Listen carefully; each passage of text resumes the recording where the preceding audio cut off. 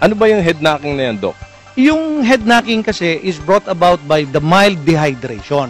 Tuyo na yung manok kasi ang balanse ng manok ay nandun sa tenga. Parang tao rin. Yes. Na pag bumaba yung fluids doon sa tenga, medyo hinahanap niya yung balanse niya kaya naghe-head knock. But delikado yun, di ba? Ang tenga, pag hindi balanse, magkakaroon ka vertigo. Yes.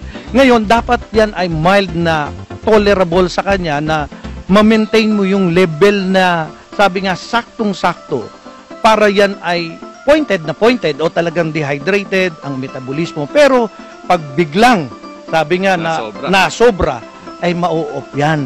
Parang yung head knock, ang sinasabi ng manok, ayako na yan lumaban, boss, ayako na. Katulad halimbawa ng sinasabi ring tail wagging.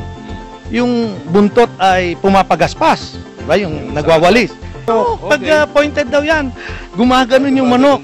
So, ang isang prinsipyo o physiological reason kung bakit nagaganon yon, yung buntot ng manok ay tumubo lang doon sa pygostyle. Sa puwel. Oo, doon sa puwel. So, kung yan ay basa, okay, yung puwel, hindi niya kayang iwagwag, di ba? Pero kung yan ay mildly dehydrated, medyo talagang irritated, kaya niyang iwagwag. Iwagwag. Yes, yun yun. Parehas din dito.